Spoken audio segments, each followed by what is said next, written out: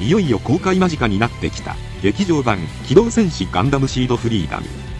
昨日公開直前記念完成会見イベントが行われ、会見の中で新たな情報も出てきました。また入場者特典や劇場取扱商品も発表されました。劇場取扱商品では第1弾として HG144 分の1ライジングフリーダムのクリアカラーバージョンが販売されるほか、設定資料集やパンフレットが販売されるとのこと。商品画像をよく見ると劇場版のキャラに関する新たな情報も見えてきました。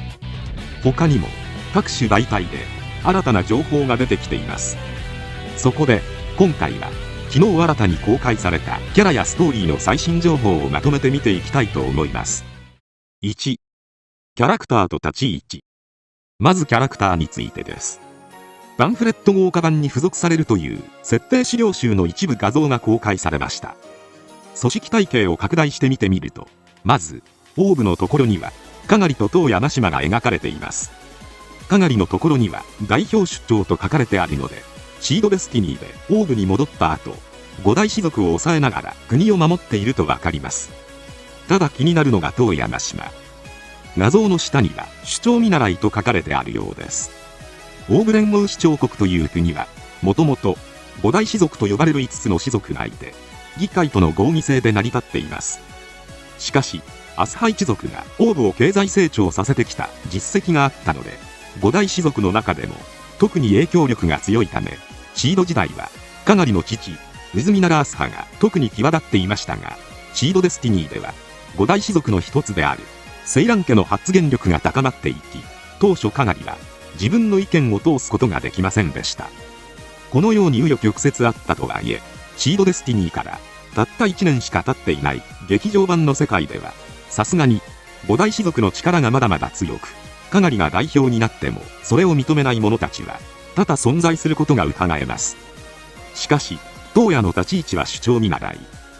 五大氏族を差し置いて次期首長候補という立場です。かがりがたった1年で五大氏族を抑えて、どう見ても少年にしか見えない東谷を出張見習いという立場に置いているということは、東谷には何か隠された能力があって、本当は頭脳明晰な大人だとか何か秘密があることが伺えます。見た目はガウやムーのようにも見えるので、何か特殊な出生のコーディネーターなのかもしれません。プラントの方は最高評議会議長と国防委員長が出てきました。プラント最高評議会議長はもともとデュランダルだったので、この人物はその後釜ですね。また国防委員長といえば、シード時代はパトリック・ザラが最高評議会議員兼国防委員長でした。劇場版ではプラントが狙われた時の防衛方法を指示するなどの場面があるのかもしれません。そしてイザークとリアッカ。イザークは階級が中佐、リアッカは大尉のように見えます。もともとガンダムシードシリーズではザフト軍に階級制は存在しません。そのため元は地球連合軍だった人物は階級があるものの、イザークたちに階級はありませんでした。しかし機動戦士ガンダムシードデスティニー HD リマスターブルーレイボックス1の初回限定版特典として封入された新作ドラマ CD おまけクォーターズボリューム1によると、シードデスティニーでの戦いが終結した後でザフトは階級制を取り入れています。そしてその時のイザークの階級は少佐とされています。劇場版では中佐なので、シードデスティニーから1年の間に階級が1つ上がったことが伺えます。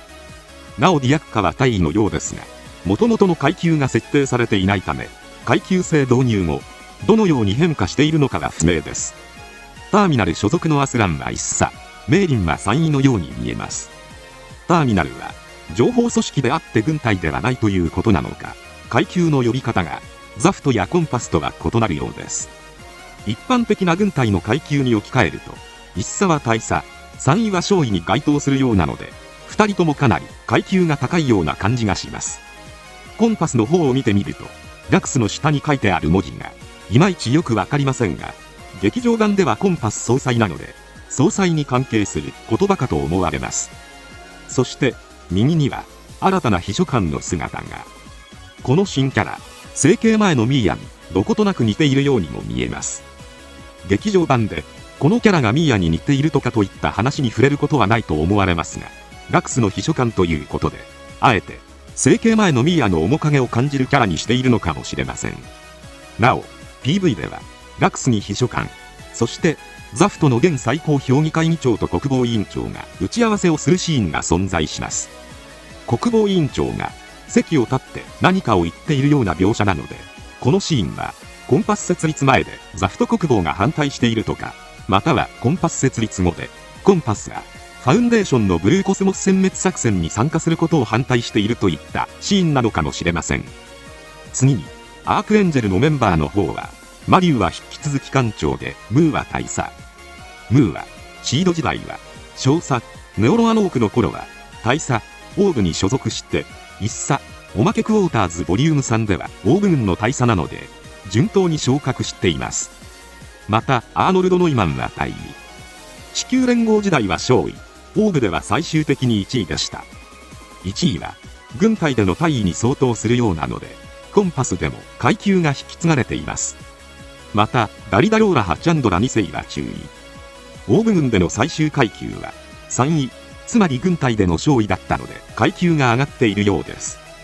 アークエンジェルからはこの4人が映っていますが、本予告 PV ではここには書かれていない新たなクルーが2人いるので、2人の立ち位置はまだ隠されているようです。心臓艦ミレニアムに関しては、キラは前作の最後から引き続き準将。シンは過去の階級が不明でしたが大尉と判明。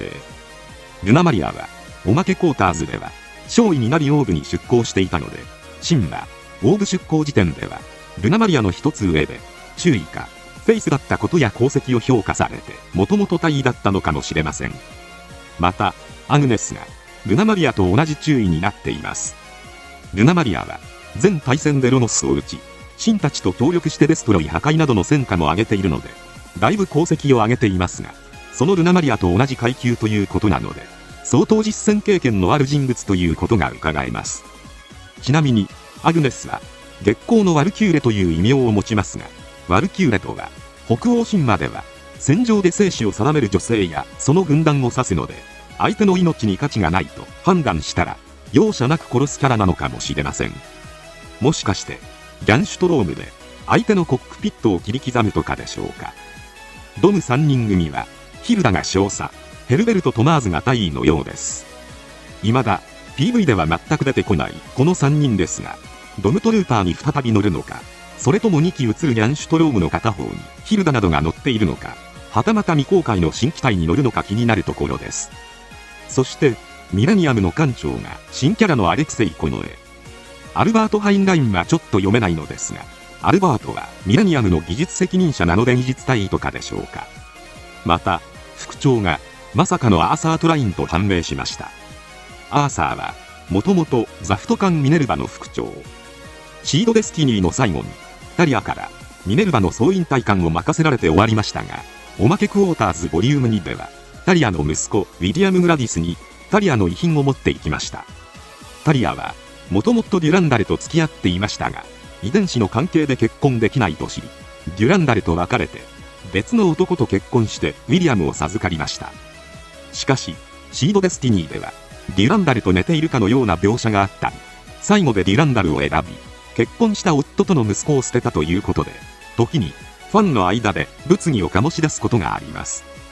ドラマ CD では、タリアは、夫や両親を失っていることが語られていて、同時に、タリアの死の事情を知ったウィリアムが自暴自棄になった際、アーサーがウィリアムの後見人になる決意をしています。そんなシードデスティニー随一の聖人と言われることのあるアーサーが、劇場版でミレニアムの副長として登場するということで、立ち振る舞いやウィリアムの登場にも期待できそうです。このように、設定資料集の一部画像に記載されている人物と、階級から様々なことが見えてきました。また、会見の中では福田監督より、カズイバスカークがワンカット出てくるということも言及されています。監督曰く、誰かわからないので、気づいたら大したものとのことなので、だいぶ容姿が違っているのかもしれません。機動戦士ガンダムシード RGB では、老後のカズイが登場しており、コズミックイラの戦乱はシードデスティニー以降も続いたとされているので、もし、その話を踏襲するのであれば、劇場版の最後は、ファウンデーションを打ち倒しても、戦争はなくならずに終わるという可能性もありそうです。2ラストってまさか。エンディングテーマソング、シーソーの去り際のロマンティクスのショートバージョンが公開されました。まず判明した歌詞を見ると、本を重ねて、2人の再生の記録が終わるとあります。2人の再生の記録ということで、これをキラとラクスに当てはめてみると、2人はシードデスティニーの後、戦争をなくすべく世界平和監視機構コンパスを作り奮闘、つまり平和の再生をしようとしていると解釈できます。しかし、2人の再生の記録が終わるということは、キラとラクスはコンパスでの戦いが終わるということになります。また次に、錆びていくストーリー、歌えずにコートの中に隠してた。それと引き換えに何度も自分を手放していった。だけど人生にはそれでもがついてくるとあります。錆びていくといえば、平和な世界を作ろうとしても作れないシンが PV でいつまでこんなこと続けるんすかと言っていたように、平和な世界を作るという物語を作ることができず錆びついていったと解釈することができます。そしてだんだんと平和な世界を作ることが本当にできるのか不安になっていき、その言葉を発することすらできなくなっていき、ただひたすら紛争根絶のための戦いに没頭するという平和な世界を望む自分を押し殺していった。しかし、どれだけ紛争を潰しても戦争はなくならない。つまりキラの人生にそれでもがついてきてしまうと考えることができそうです。このように平和を求めて戦うキラやラクスの苦悩が歌詞に現れていると解釈すると、不穏な箇所が一つあります。それはこれから2人で生きるという内容。本楽曲ではこれから2人で生きるという言葉が複数回出てきます。本作の主軸がキラとラクスなのを考慮すると、この2人というのはキラとラクスだと考えられます。そうすると、これから2人で生きるということは、普通に考えれば2人で幸せになり結婚するなどハッピーエンドだと思うのですが、歌詞の中にあの世界に背中向けて願う最後のラストソング、このもどかしさとこれから2人で生きるとあり、戦争がとても終わるとは思えないコズミックイラの世界において、ファウンデーションとの戦いが終わった後で最後のラストソング、このもどかしさとこれから2人で生きるという歌詞を考えると、結末がどうなるのか怖くなってきます。またラクスの声優である田中理恵さんが会見で涙腺崩壊と話しておられたことも踏まえると、2人だけの世界に行ってしまう、つまり2人は死ぬまたはいなくなるという解釈もできてしまうのではないでしょうか。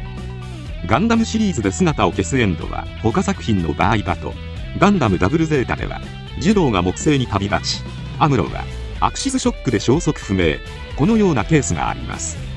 もし本作が楽曲しかり逆襲のシャアを意識した作りになっているのであれば、キラが姿を消すというエンドになってもおかしくなさそうです。とはいえ、この歌詞だけでは深読みしすぎなのかもしれません。ただラストについてもう一つ気になる内容があります。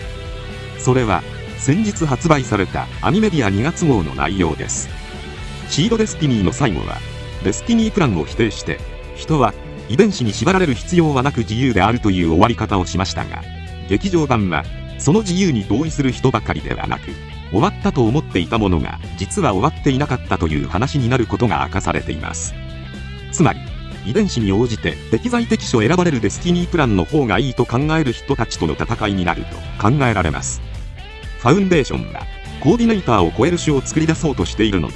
デスティニープランが導入された場合、コーディネーターを超える種は最上位に入れるはずなのでメリットしかないわけですが、キラがデスティニープランを再び否定してファウンデーションを倒したとしても、シードデスティニーの最後のキラの